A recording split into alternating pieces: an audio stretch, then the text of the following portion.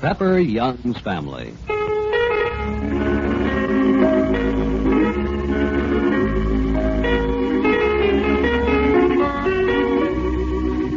Pepper Young's Family is the true-to-life story of your friends, the Youngs. We'll be with them in just a moment after this message.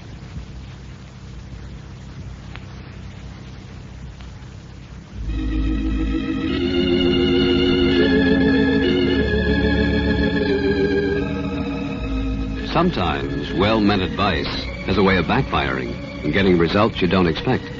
That's just about what happened when Edie started advising Peggy about hanging on to Carter and to the Trent fortune, too.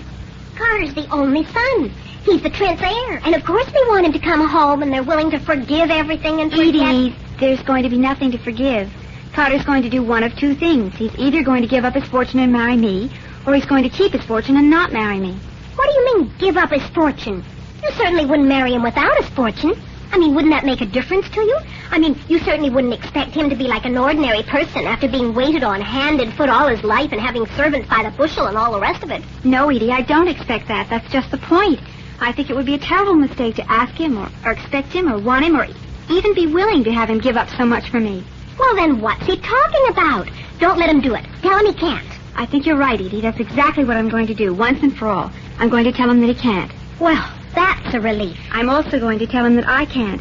That I can't definitely face the future with all that wealth. And for that reason, I'm going to give back his engagement ring. My stars, Peggy, you must be out of your mind.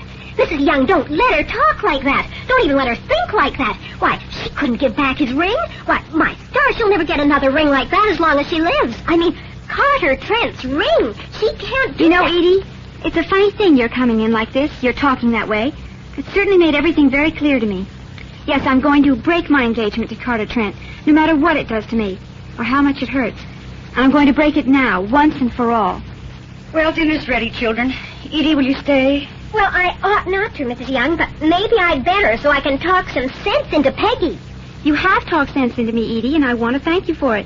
You've talked lots of sense into me. Now, don't keep on saying that, Peggy. It makes me feel perfectly awful, particularly if it's going to end up by your giving Carter back his ring. Pepper! Pepper, dinner's ready. All right, I'll be right there. Go ahead and sit down. Honestly, Peggy, sometimes it seems to me you don't deserve the things that have happened to you. The trouble with people getting off big speeches about the noble things they're going to do is it sounds good in front of an audience, but it doesn't sound so good after you've done it and the cheering is over. Oh, Edie, how can you say a thing like that? Yes, Edie. I hardly think Peggy's the kind of person who makes speeches for the sake of an audience. Well, I don't mean to say she does it consciously. I think she's perfectly sincere in believing that it's a great and glorious idea to break her engagement to Carter Trent. But just the same, it's a lot easier to do it this way, with all of us protesting, than it would be if she had to work it out alone. I just don't want her to be hasty, that's all. I just don't want her to give up her engagement to Carter and throw away his ring at one fell swoop. But I think I'm right, Edie. Of course you think you're right. People could never make up their minds to do anything if they didn't think they were right. But you just don't take his point of view, that's all. What do you mean? He said he was going to Chicago, didn't he? Yes. He said he was going to talk this over with his father and decide whether or not to give up a fortune for you, Peggy, didn't he? Yes, but I don't want him to do that.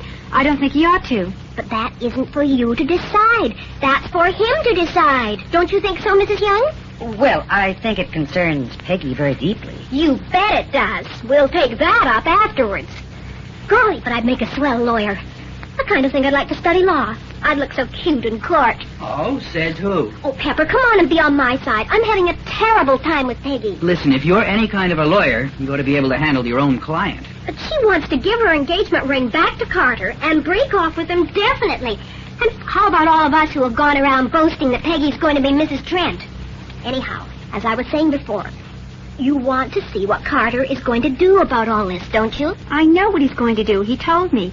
He wants to give up everything to marry me. It's the most romantic thing I ever heard of. It's like a king giving up his throne. Only it's a terrible mistake. But never mind that. Just don't influence him one way or the other. Oh, I won't. Yes, you will. If you give him back his ring. If you break the engagement before he's had a chance to talk to his parents, well, then he can't go to them with an open mind. He won't even be able to listen to what they're saying. All he'll think about is that you've broken the engagement and he's got to make you go with him again. Or that it's good riddance. I think I see what you mean, Edie. You mean that it's better to leave things the way they are till after he's gone to Chicago? Of course. My stars, I can certainly enjoy this dinner if I feel that I've got that across to you. Don't you see, Peggy? You'll just be complicating things terrifically. And they're complicated enough as it is. Poor Carter. He's going around in circles, what with giving you up and giving a fortune up and giving his family up and being in the army and all the rest. Gosh, Peggy, have a heart. Well, I'll think it over, Edie. Phew, the plaintive rest. Is that Carter? Oh, no, I don't think so. It couldn't possibly be. I'll go. Now we'll take up the next step. That of the inadvisability of surrendering a large fortune in these uncertain times.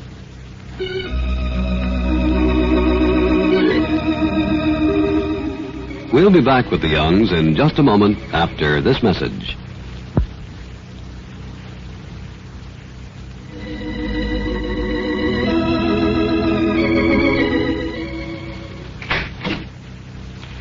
Is your father at home, Pepper? Oh, no, Mr. Walters. He hasn't got back yet. Oh, that's too bad. I've got a party here. I'd like to take a look at the house. A look at the house? Who is it, Pepper? It's, Mr. Walters. Oh, I'll come and talk to him. Helen, I'll be right there. Good evening, Mr. Walters. Oh, good evening, Mrs. Young. I was wondering if Mr. Young was back yet. No, I expect him any day, though. Well, say, Mrs. Young, I'm terribly sorry to bother you at dinner time like this. You are having your dinner, aren't you? Well, yes, we just sat down. Well, I've got a party outside in my car. I'd like to take a look at the house. No? Oh, Mr. Walters, I thought you said you'd wait till my husband got back. Oh, I'd like to, Mrs. Young. You know that. But business is business, and these people are just passing through Elmwood aiming to catch a train out of here. They want to take a look at a couple of houses before train time because they're thinking of settling down here in Elmwood. I see. We won't disturb you, Mrs. Young. You can go right ahead with your dinner. If I can just take them around? Oh, very well, Mr. Walters. Bring them in. Thanks a lot, Mrs. Young. The chances are 10 to 1 this isn't what they want anyhow. They're not even sure about coming to Elmwood. Mom, what's that all about? Mr. Walters wants to show some people through the house. Through our house? Yes. Why, the idea. What does he want to do a thing like that for? Doesn't he know we're going to stay here? Doesn't he know this is our house? Doesn't he know we don't ever want to get out of it? Of course, we don't want to ever get out of it, darling, but we may have to. Have to? Oh, Mrs. Young. You mean on account of Dad's not having a job? Yes. Now, this is the living room, and across the hall is the dining room. But, Mama, I couldn't bear to leave this house again. I couldn't bear to. Now, don't worry, dear. The chances are they won't take it anyway. But how did Mr. Walters know he could show it to people? Because of Mr. Phillips, the man who owns the house. He wants to sell it. Sell it. Oh, Mama, isn't this awful? I can never remember that it isn't ours. Neither can I. Hey, quiet. Here they come. Oh, and this here is the dining room. Oh, I hope we aren't disturbing you any. Oh, no, that's all right. Well, we wouldn't think of doing this except that we're only here for one day. Oh, perfectly all right. Won't you come through here into the kitchen? Oh, thank you. Yes, I'd like to see the kitchen. I always think it's such an important room. This is such a cheerful house, and you've got it fixed up so nicely. Have you been here long? Have we been here long? Yes, we've been here a great many years. We were born here. Oh, is that so? And you mean to say you've been paying rent all these years? No, we owned the house originally, but we had to sell it, and now we just rent it. It's such a cozy house. Oh, have you got a good furnace? Oh, yes, indeed. There's a fine oil-burning furnace down cellar. If you'd like to see it, Mrs. Ellison. Well, I don't want to disturb you any further, and, well, if you've lived in this house all these years, it speaks pretty well for it.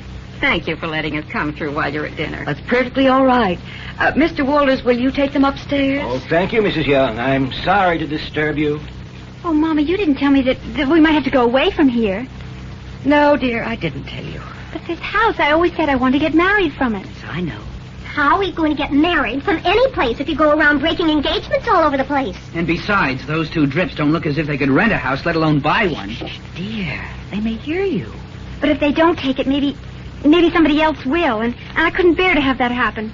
Oh, Mama, you don't really mean we might have to go away if Daddy doesn't get something to do soon. Peggy, I just don't know. I'll have to wait till your father comes home. All I know is that the people who own the house have a right to sell it if they can, but we can't buy it. So, if they do sell it, we'll have to find some other place to live. But no other place would be home for you, Mrs. Young. No other house in Elmwood would mean anything to you except this house, would it? No, Edie. No other house in the world.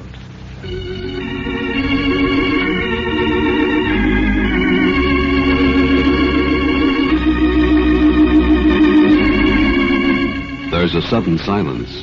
And Pepper and Peggy, carefully avoiding each other's eyes, pretend to be very busy with their dinner. Now they are face to face with the fact that things are worse than they realized, and that the house they love so dearly may be sold over their heads. We'll be back in just a moment after this message.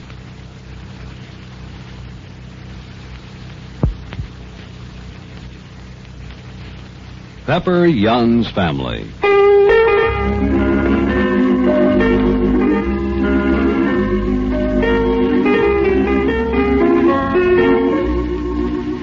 Pepper Young's Family is the true-to-life story of your friends, the Youngs. We'll be with them in just a moment after this message.